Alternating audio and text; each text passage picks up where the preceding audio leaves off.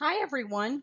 In this video, we are going to take a look at some influences of technology on communication, and then we're also going to talk about ways that HIPAA actually influences communication as well. So let's get started. So first, let's talk about the influence of technology on communication. Much of our communication, of course, will be face-to-face. However, there will be times where we'll have other methods of communication. So some types that are becoming increasingly common is technology, and these include telephone conversations or paper communication.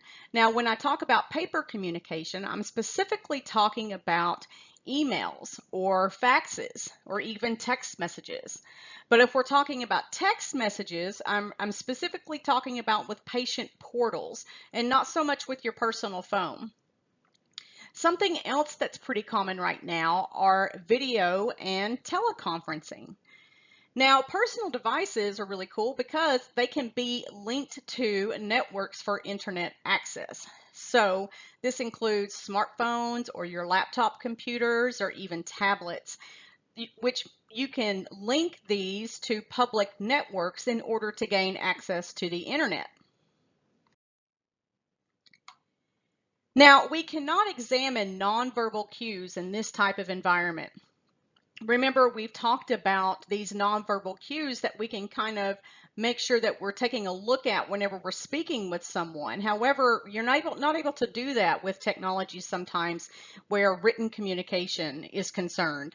So we're talking about that eye contact or facial expressions or even posture.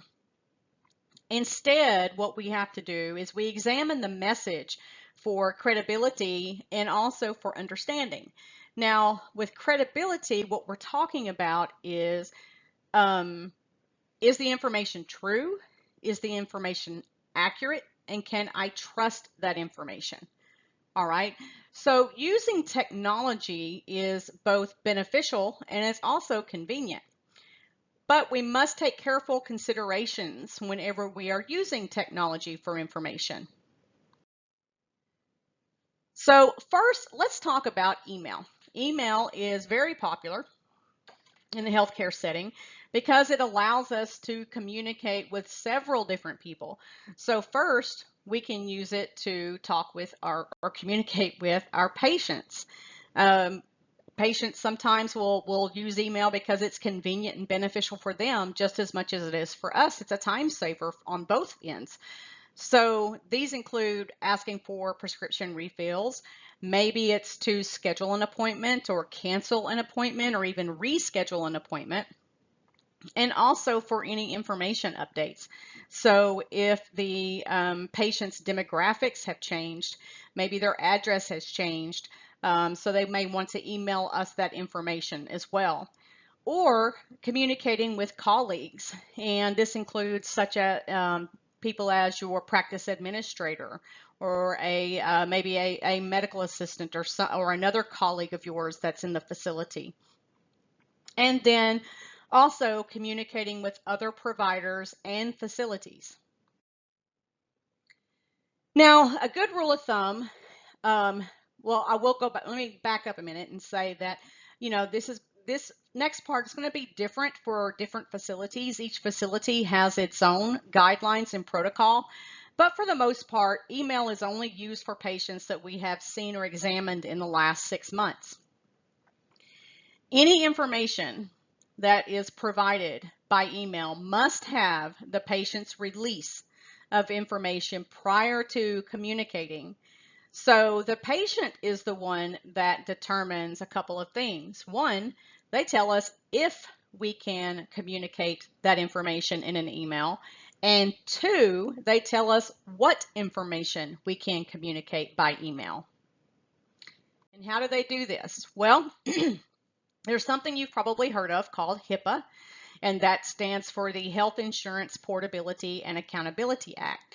It's a 1996 federal law that restricts access to an individual such as yours or mine, our private health insurance. So it restricts access to that private health information. The only way someone can get access to it is if the patient provides consent to have that access. So the HIPAA privacy rule addresses the use and the disclosure of an individual's health information. Now, you will see this commonly referred to as protected health information, or possibly you'll see the acronym as PHI. And this information includes email and also fax. Now, without diving deep into the HIPAA guidelines or what they specifically say, just know that they do have very specific guidelines for these electronic transmissions. And I do encourage you to go and check those out. And you can go to this website and you can read all about it. The website is www.hhs.gov. So I encourage you to check that out. So let's talk about some general email guidelines and etiquette. Again, different facilities will have their own guidelines, but these are just general. So first, we want to be concise and to the point. Remember, we talked about less is more and try not to get wordy. So when we're sending emails, we want to make sure that we do include all the information. However, we want to be sure that that's the only information that we include. Remember, we don't want anything to be at risk of being misunderstood. So the shorter and clearer that you send that email, the less likely it is to be confused. So we like short, sweet, and to the point.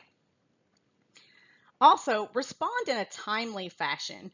And usually this is within 24 hours. That's pretty much the rule of thumb there. In addition to responding timely, be sure to address and answer all questions and concerns. Now, it's highly possible you may not know all of the answers, and that's okay.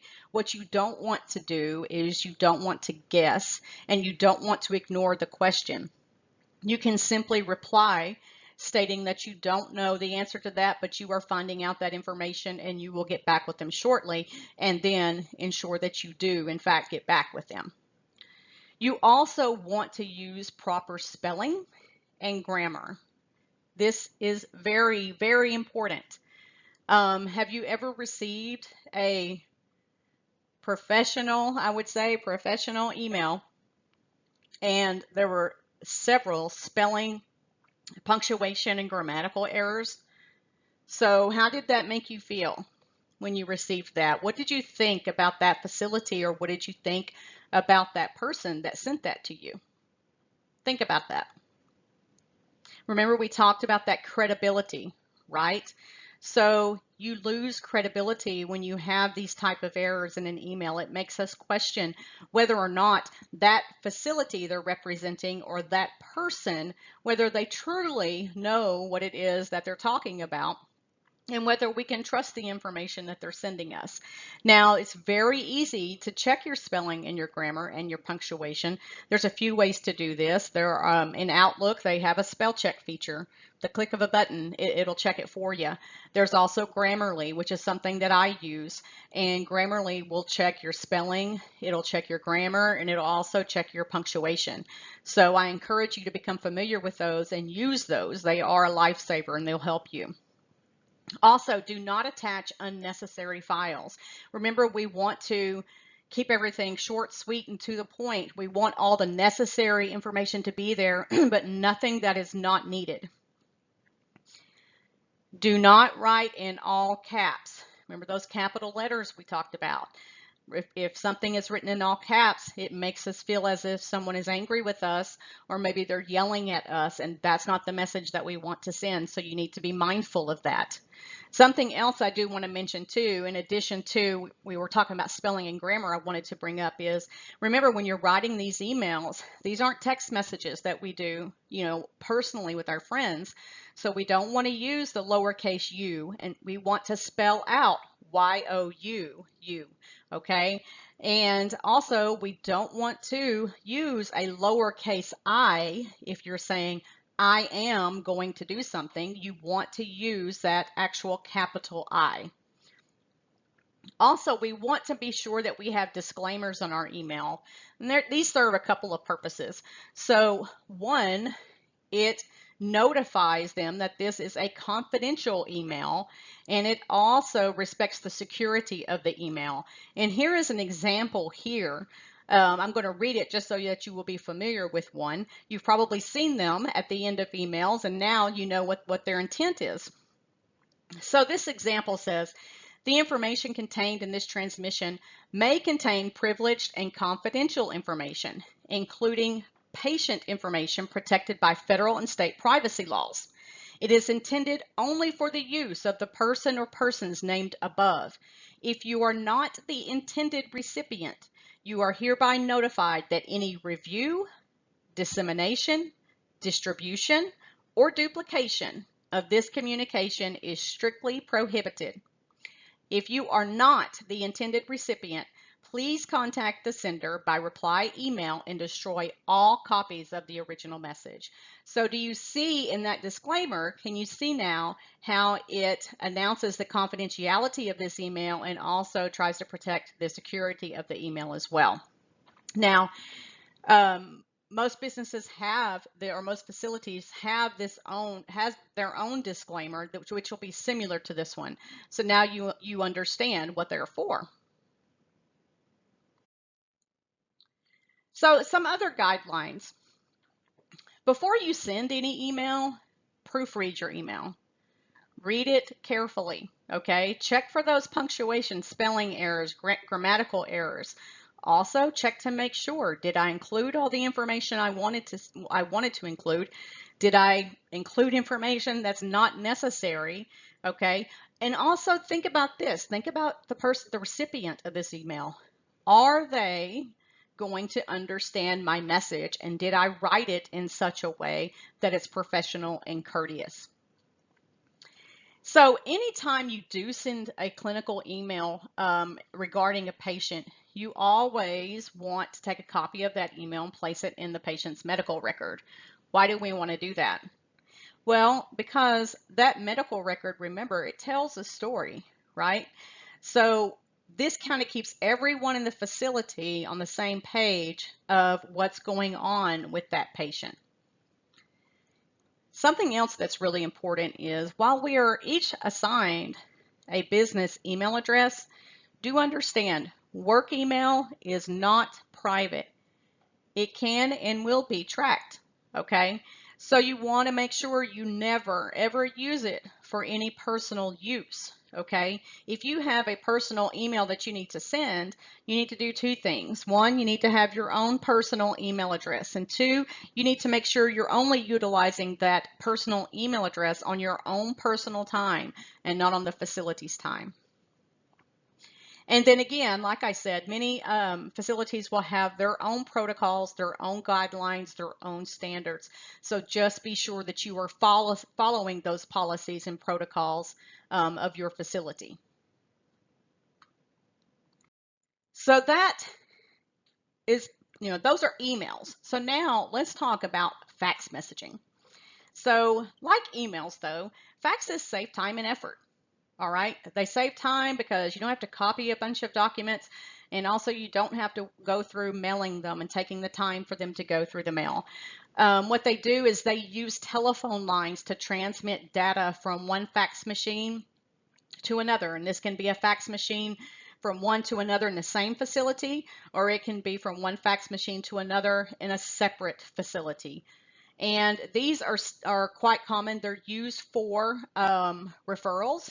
If we are trying to obtain a referral for a patient to another provider, they're also used for insurance approvals.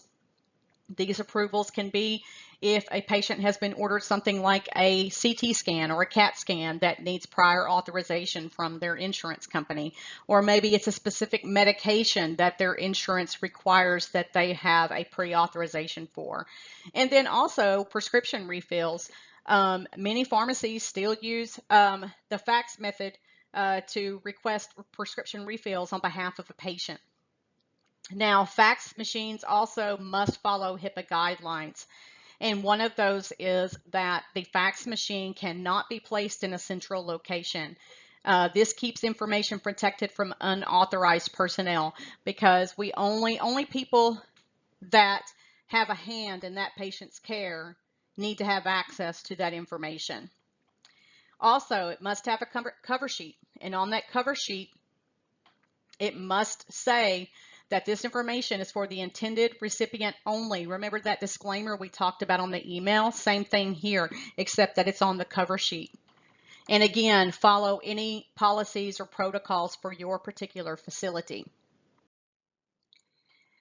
Okay, so something else that is really popular are video and teleconferencing, okay?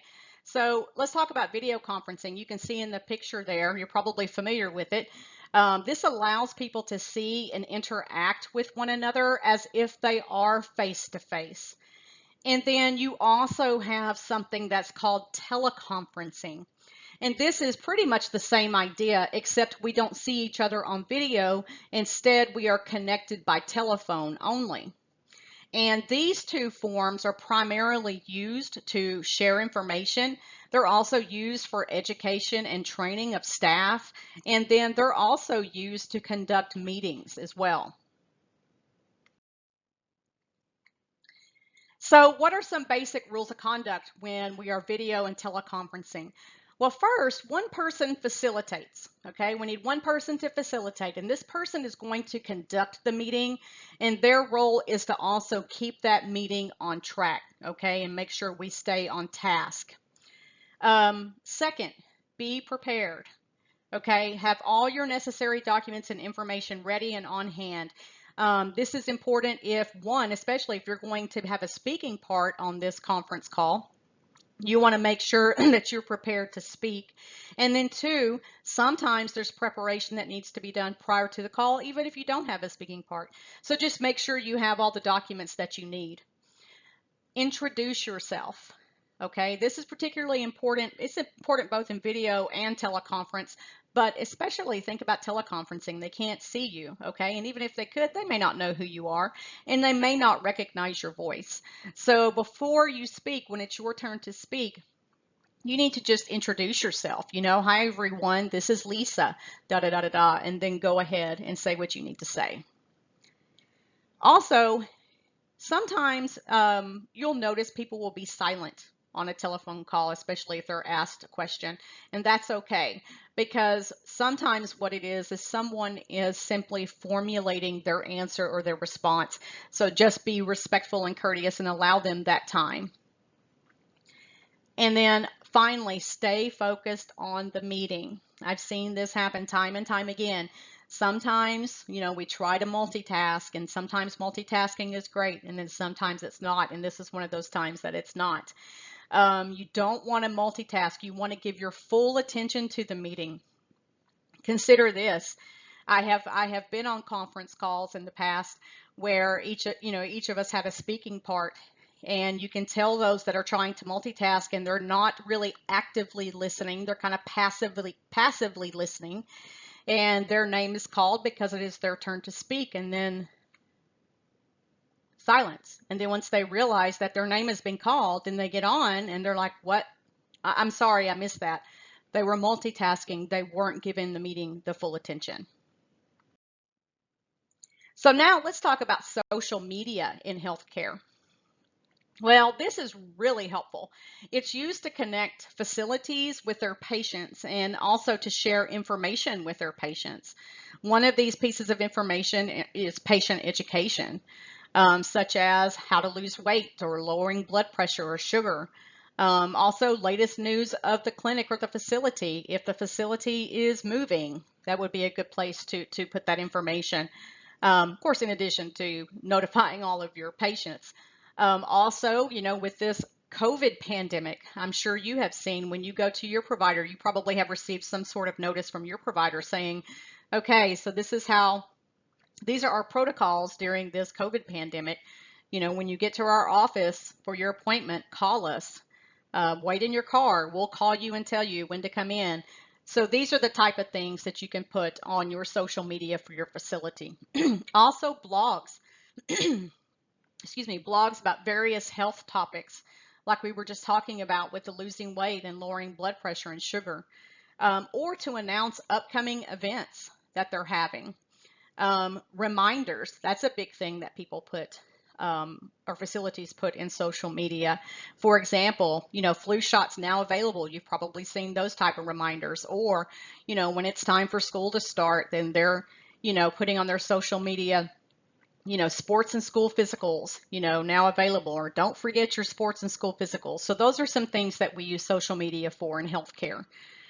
Some, of course, common sources of this social media is Facebook and Twitter, and then also YouTube. Remember, I talked about that patient education or those blogs. Sometimes people will record those and they have their own YouTube channel there as well. So when we're talking about all of these things, we also need to remember and discuss team communication, because it is very important. How we communicate with our healthcare peers and providers is as important as how we communicate with our patients. Our goal, remember when we talked about taking care of our patients, or the goal of therapeutic communication is to help our patients achieve the most successful healthcare outcomes. Well, our goal as for team communication is to help ensure the facility runs smoothly, and these things run hand in hand. So you need to be mindful if your peers are having a not so good day, because it happens to everyone. It could be something that's happening outside of the office. It could be just something that's had inside the facility. So remember to watch for those nonverbal cues. So watch for their body language. Okay, watch for their posture. Are their arms crossed? What are their facial expressions saying? And when you see this, offer help and smile in a friendly gesture just to show your support. Patients can sense if there is any discord or bad vibes existing amongst employees, and that's something we want to particularly avoid. So how do we do these things? Well, first, remember we said one of the most important components of communication was listening. So we want to listen carefully to others and give them our time whenever they are talking with us. Also, when you have ideas or you have concerns, explain them clearly. And then if you are talking to someone about their concerns or their ideas, clarify as you need to make sure you're both on the same page. Just remember that when you do express these feelings, do so in a non-threatening manner, okay? We need to come from a place of understanding, right? So check for feelings based on these nonverbal cues, just like we talked about with our patients, okay? So when you're talking to someone and you're asking them if they're okay, you can tell not only by their words, but mostly by their body language, if they are in fact okay with what you're saying. Take time to develop skills that will gain trust, and that you'll gain trust from both your peers as well as your patients. So here are some final thoughts for you. Successful team communication requires collaboration. We must be able to work together in a professional and cooperative manner. Remember, we all share the same common goal, which is caring for our patients to help them achieve the best possible health outcomes. Also, keep in mind, everyone in the facility has a specific role, and this role is based on his or her skill set, or their education, or their knowledge. Everyone has something to offer, and everyone has something that they're bringing to the table. So we need to be able to work cohesively and seamlessly, and to stay in our own lane. And what I mean by that is to be sure that we are taking care of our role, fulfilling our duties, but also allowing our peers to do the same.